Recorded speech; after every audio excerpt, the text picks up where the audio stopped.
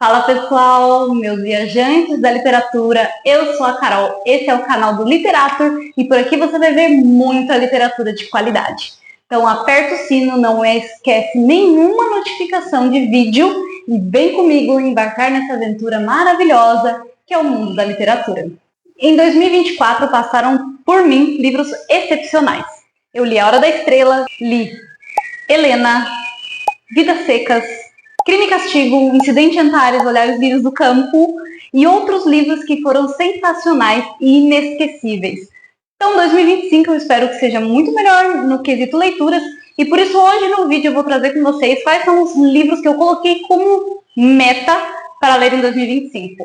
Não curto muito essa palavra meta, até porque a literatura ela não tem que ser uma coisa estática nem rígida, ela tem que ser sentida e os livros têm que ser mastigados ou ruminados, certo? E então são alguns livros que eu trouxe aqui que eu gostaria de ler em 2025. Eu até não tinha colocado um dos livros que eu estou lendo na meta, né? Mas acabei lendo, porque ele me chamou para ler. E eu acredito muito que o livro te chama, ele te convida a conhecer a sua história. Muitas vezes a gente pensa assim, eu vou ler tal livro esse ano, e aí acaba lendo outro, acaba escolhendo outro livro. Por quê? Porque ele chama nossa atenção. Vou contar um exemplo para vocês. Ano passado, eu pretendia ler somente livros clássicos, e agora eu estou nessa onda aí de livros clássicos, livros diferentes, dos que a gente às vezes está acostumado a ver, acostumado a ler. E aí, um belo dia eu acordei e pensei, eu vou reler Rainha Vermelha. E reli os 4 livros da Rainha Vermelha. Não estavam na minha lista, não estavam na minha meta anual, mas ele me chamou para ler e me convidou a ler e acabei lendo. Foi uma experiência maravilhosa, não acabou o encanto e ainda deu ali um respiro para aqueles livros mais densos que eu estava lendo. Então, às vezes é bom você estar lendo um clássico e alternar os clássicos com aqueles que já são seus livros de conforto, com aqueles livros que te convidam a voltar para casa. Por exemplo, Harry Potter. Todo ano quase eu releio Harry Potter, porque eu amo voltar para Hogwarts, voltar para o Harry, Ron e Hermione e voltar para aquele mundo mágico que a Rowling criou. Mas hoje não vamos falar aqui de Harry Potter, vamos falar de alguns livros que eu quero ler. Inclusive tem uma trilogia que eu quero muito ler e eu li no ano passado 3 livros desse autor e me apaixonei e falei que eu tinha que ler mais coisa dele. Ele é nacional, acredito que muitos de vocês já tenham ouvido falar, é o Érico Veríssimo. Eu quero muito ler a trilogia O Tempo e o Vento. Se eu não me engano, é o Continente, o Retrato e o Arquipélago. Acho que é isso. E eu peguei um fragmento do Continente para ler, que era um certo Capitão Rodrigo, e gostei muito. Gostei da escrita do Érico Veríssimo, mas o primeiro livro dele que eu peguei para ler e que eu realmente me apaixonei foi Incidente em Antares. Inclusive, se tornou o meu livro favorito de 2024. Eu peguei ele na biblioteca da escola onde eu trabalho, né? Sou professora de Direito pelo Centro Paula Souza, aqui do estado de São Paulo, e amei Incidente em Antares. Amei demais, tanto que é um livro que eu recomendo para todo mundo. Todo mundo que me pergunta, você tem algum livro para recomendar? Eu falo, Incidente em Antares, do Érico Veríssimo. E ele foi, assim, de uma beleza, ao mesmo tempo de uma simplicidade que você não encontra em todos os autores. E o Érico Veríssimo me prendeu de verdade. Incidente em Antares, portanto, até hoje, porque eu ainda não li O Tempo e o Vento, está na minha lista de desejos de leitura para 2025, mas Incidente em Antares até hoje é o meu favorito. Dele eu li também Olhar os Lírios do Campo, é lindo, uma história linda, assim, num nível que eu não esperava, certo? Eu já tinha ouvido falar de Olhar os Lírios do Campo, lógico que é um clássico, talvez o mais clássico dele, é o que as pessoas geralmente iniciam, e ele foi o segundo livro que eu li do Érico Veríssimo. Não gostei tanto quanto Incidente em Antares, Incidente em Antares me fisgou de primeira, mas Olhar os Lírios do Campo realmente vale super a pena. Na verdade, tudo do Érico Veríssimo vale a pena, por isso eu coloquei O Tempo e o Vento na minha meta de desejos. Vamos colocar assim, na minha lista de desejos de leitura para 2025. Eu tenho certeza que eu vou gostar, não tenho nem dúvida que eu vou gostar. Tem também, eu separei aqui alguns livros que eu vou querer ler este ano. Pode ser que eu leia algum deles? Pode ser que eu não leia nenhum? Pode também. Como eu disse para vocês, É o livro que escolhe a gente, não a gente que escolhe o livro. Eu acredito muito nisso, tá? Capaz de eu querer reler alguma coisa ou querer ler alguma coisa completamente diferente de algum desses aqui? Sim, bem capaz. E eu me conheço e isso com certeza vai acontecer. Mas coloquei eles aqui para que incentive também vocês, quem sabe, a lerem alguns deles também. O primeiro deles é a trilogia de Copenhagen, da Tove Ditlevsen. Gente, eu não consigo ler esses nomes, não. Mas esse aqui, eu não lembro qual foi o Bookstagram que me recomendou esse livro. E ele é narrado de 3 formas, né? Ele segue aqui 3 fases da vida da autora. Um deles aqui é a infância. O segundo é a juventude, lógico que é o seu despertar sexual. A gente tem muito disso em alguns livros. Quando fala, esses livros modernos, eles são muito obscenos, mas você nunca leu um clássico. Pega aí Bukowski para ler, Bocage, ou, por exemplo, eu estou lendo agora A Insustentável Leveza do Ser, tem algumas coisas que são um pouco obscenas também, não do jeito que a gente está acostumado, não é um estilo 50 tons de cinza, mas os livros clássicos são bem diferentes daquilo que falam para você. Eles não são melancólicos, não são difíceis, alguns deles são desafiadores, mas eles não são, como a gente vai dizer, não são como os livros modernos, tá? Não é uma linguagem da mesma forma, não é uma narrativa tão fluida, tão fácil. São livros que você precisa realmente se debruçar sobre eles, ler aos poucos. Então, na juventude aqui, vai falar do amadurecimento, das primeiras experiências sexuais da personagem. E eu acho muito interessante, especialmente esse desabrochar, que a gente vê em vários outros livros também, porque ele faz parte do ser humano, né? Na infância, a infância ela é pura, ela é simples, ela chega a ser quase trivial. Mas a juventude, em que a gente tem alguns comportamentos, algumas ações dos personagens que podem ser questionadas do ponto de vista moral, religioso e ético, é isso que eu realmente gosto, porque mostra um ser humano de verdade. Não mostra uma pessoa idealizada, uma pessoa diferente daquilo que a gente vê no dia a dia, porque nós, seres humanos, a gente tem, sim, essas fases na nossa vida de questões hormonais, de questões biopsicossociais também, fisiológicas, que eu acho que devem, sim, ser retratadas, tá? E dependência, daí aqui ela já tem uma vida pessoal mais construída, ela tem uma personalidade formada e ela já passou por aquela fase de desabrochar, de crescer. E aí ela vai contar aqui os seus casamentos e o vício em opioides. Enquanto a gente é adolescente, a gente é muito vulnerável, mas quando a gente se torna adulto, essa vulnerabilidade se transforma em parte da nossa personalidade. E aí por isso que surgem aqui na fase adulta grandes vícios. E é muito difícil de largar esses vícios. Eu gosto também desses livros que mostram a questão do vício, a questão do defeito, das particularidades do indivíduo.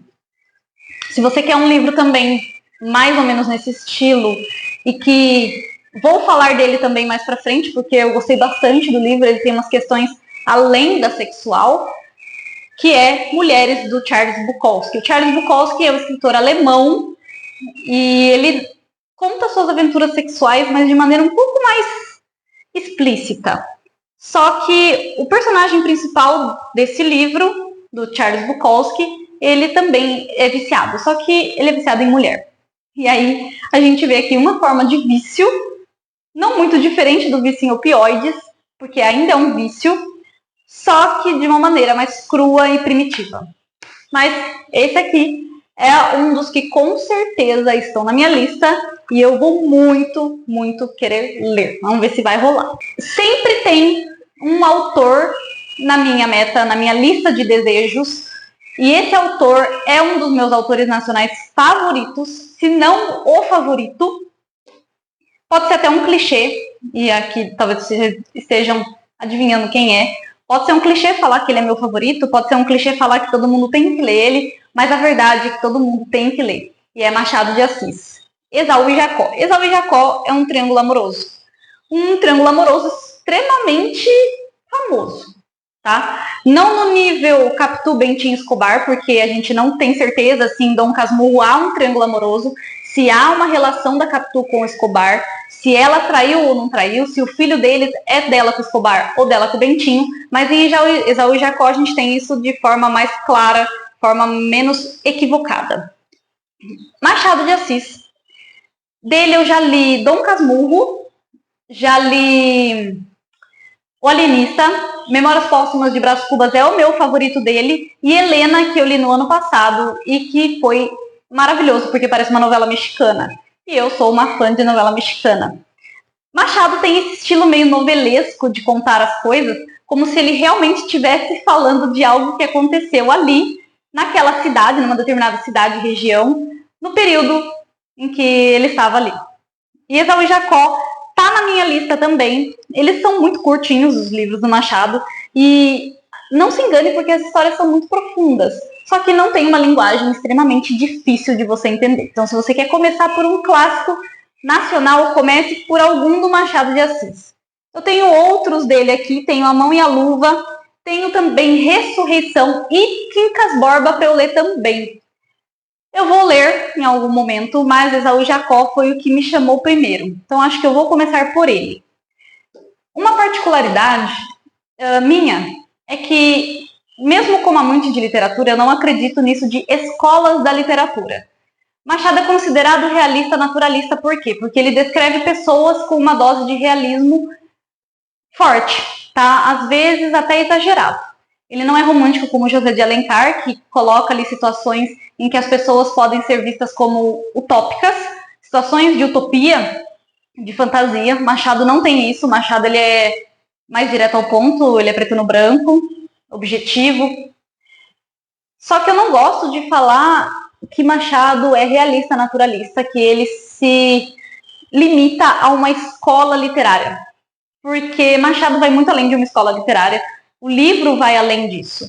A gente não tem que ler o livro pensando em encaixá-lo em alguma coisa, em colocá-lo dentro de um parâmetro ali para você conseguir entendê-lo. Você tem que entender o contexto da obra, a época talvez ali em que ela foi produzida e especialmente a vida do escritor, as individualidades do escritor. E Machado era o bruxo do Cosme Velho, por um motivo. Ele era amargo, ressentido, um pouco pessimista, talvez, um pouco nihilista, mas Machado era Machado e ele escrevia pessoas de uma forma que até hoje nenhum outro autor brasileiro conseguiu chegar. Então, para mim, Machado é o topo dos escritores brasileiros. Outro livro que eu quero muito ler, que ele mexe com essa parte aí de comportamentos humanos, de situações extremas, como o ser humano se comporta em situações de vulnerabilidade, em situações apocalípticas, em situações que a gente não espera passar, a gente não deseja passar, é O Senhor das Moscas, do William Golding. Esse é um livro clássico nos Estados Unidos. Toda criança na escola já leu esse livro ou vai ler em algum momento.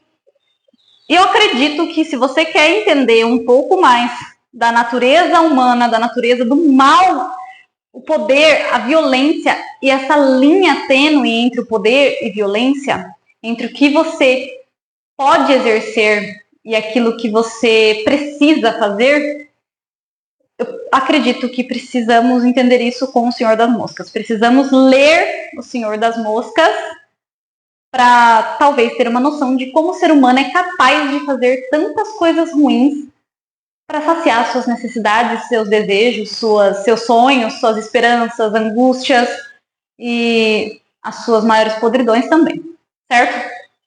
Gosto dos livros clássicos por conta disso, porque eles não têm medo de mostrar o ser humano como ele é de verdade. Eles retratam a natureza humana, a psique humana, a sexualidade, tratam a infância, tratam a fase adulta, tratam nossa personalidade de maneira profunda, de maneira real. É muito lindo pensar que alguém conseguiu ter essa capacidade de olhar para um ser humano e retratar de uma forma que se torne literatura. Senhor das Moscas, preciso ler e acho que eu vou ler muito rápido porque é um típico livro que você engole. Acredito que seja um livro que você vai engolir de uma hora para outra, assim, de um dia para o outro, porque não vai conseguir largar até saber o final. Senhor das Moscas. também está na minha lista de desejos. E por fim, outro livro que está na minha lista de desejos, que eu estou diversificando nacionalidade. Eu li este ano, comecei com Bukowski, que é alemão, fui para Vegetariana, que é sul-coreano, e agora estou lendo A Insustentável Leveza do Ser, que é do Milan Kundera, que ele é tcheco-francês. Nasceu lá na Tchecoslováquia e morreu na França. E agora quero ler também literatura japonesa, e vou começar com Haruki Murakami. Eu queria muito aquela trilogia 1Q84, até fui na Bienal. Encontrei essa trilogia, mas ela é absurda de cara, ainda mais na Bienal do livro, é absurdo de caro, então peguei somente um dele, que as pessoas colocam em primeiro lugar dos melhores livros do Murakami, que é Crônica do Pássaro de Corda. A literatura oriental, ela tem uma característica muito forte, que é de se debruçar sobre assuntos do cotidiano. Eles falam de coisas que acontecem com eles, que acontecem com as pessoas e que poderiam ser banais, triviais, e eles transformam em literatura extraordinária. E aqui na história a gente tem o Toru tem um gato, e o gato dele some. E conta essa busca dele pelo gato, e no caminho para encontrar o gato dele, ele conhece pessoas estranhas. Então, talvez Murakami, pelo que eu consegui entender dele, ele se aproxima muito do realismo mágico. O realismo mágico hoje, representado mais pela escritora contemporânea Isabel Allende, que eu também quero muito ler. E eu tive experiências com literaturas orientais e gostei bastante da forma de escrita deles. É uma forma limpa, fluida, como se fosse um rio de águas cristalinas. E Murakami, ele é bem grandão, ele deve ter, tem o quê? Ele tem 766 páginas, mas eu não tenho preguiça. E esse aqui é o próximo que eu quero ler, depois que eu terminar A Insustentável Leveza do Ser. Esse aqui é o próximo que eu quero ler. E eu acho que Murakami, para você entender um pouco de literatura japonesa, talvez seja essencial. Dele também tem outros que eu tenho muita vontade de ler, já falei aqui um que é 84, mas também já ouvi falar muito bem de Norwegian Wood. Ele é bem curtinho e tem alguns book Instagram que divulgam esse livro, que falam desse livro, que falam muito bem. Mas até hoje eu não ouvi falar mal do Murakami, muito pelo contrário. As pessoas que leem, começam a ler Murakami, não conseguem parar até ler todos dele.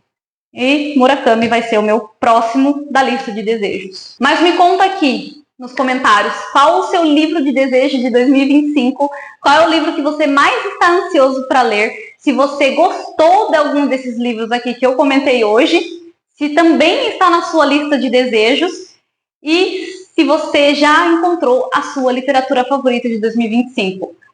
Eu ainda não sei se encontrei a minha literatura favorita de 2025, mas por enquanto A Insustentável Leveza do Ser com certeza vai se tornar um 5 estrelas. Disso eu não tenho dúvida, porque já estou no começo e estou apaixonada e garanto que vai ser um ano incrível de leituras. Espero que também seja um ano incrível de leituras para você. Um beijo, meu viajante da literatura, e não perca nenhum vídeo do nosso canal do Literatura.